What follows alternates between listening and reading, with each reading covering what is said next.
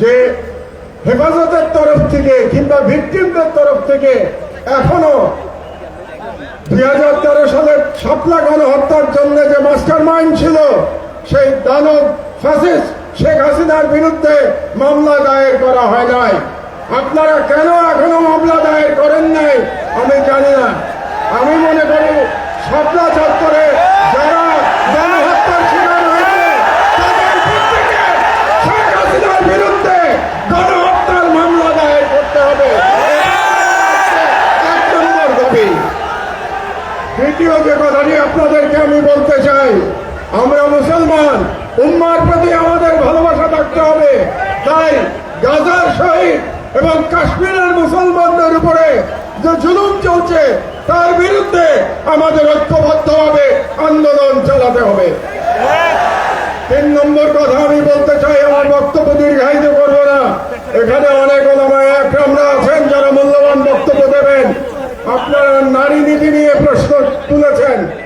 এ ব্যাপারে প্রথমে ডক্টর ইউনূস সরকারের প্রতি আমার একটি প্রশ্ন আছে যে আপনারা কেন অপ্রয়োজনীয় ইস্যু তৈরি করছেন? নারী কমিশন করবার জন্য জুলাই বিপ্লবের তরুণেরা জীবন দেয় নাই। তারা জীবন দিয়েছিল বাংলাদেশকে ফ্যাসিবাদ মুক্ত করবার জন্য, বাংলাদেশ থেকে ভারতীয় আগ্রাসনবাদ মুক্ত করবার জন্য। কাজেই আপনারা সরকারে বসেছেন যাতে করে বাংলাদেশে আর ফ্যাসিবাদ ফিরে আসতে না পারে। আপনাদের দায়িত্ব শুধুমাত্র সেই সংস্কারগুলি করা যে সংস্কারের মাধ্যমে বাংলাদেশে ফ্যাসিবাদের পুনরুত্থানের পথ আমরা বন্ধ করতে পারবো। কাজেই ডক্টর ইউনূস সরকারের প্রতি আমার বাংলাদেশের একজন প্রবীণ নাগরিক হিসেবে পরামর্শ থাকবে, আপনারা অপ্রয়োজনীয় ইস্যু তৈরি করবেন না। এবং আমরা দেখতে পেয়েছি আপনারা অনেকগুলো অপ্রয়োজনীয় সংস্কার কমিশন করেছেন। এই সমস্ত সংস্কার কমিশনের কোনো প্রয়োজন ছিল না। আপনারা রাষ্ট্রের সম্পদ এবং সময় নষ্ট করছেন। আমার অনুরোধ, এই সমস্ত কমিশন আপনারা বাতিল করে দেন। এই সমস্ত কমিশনের কোনো প্রয়োজন নাই। আর আলেম ওলামাদের কাছে আমার নিবেদন, আপনারা নারী নীতি নিয়ে লড়াই করতে গিয়ে বৃহত্তর লড়াই থেকে সরে যাবেন না।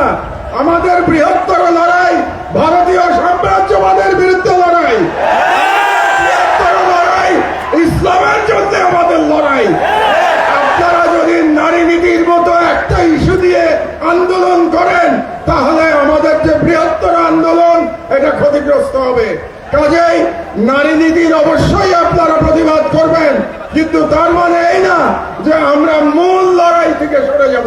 মূল লড়াই থেকে আমাদের সরে যাওয়া যাবে না। এই জন্যে আপনাদের কাছে আমার আহ্বান, আপনারা ঐক্যবদ্ধ থাকবেন।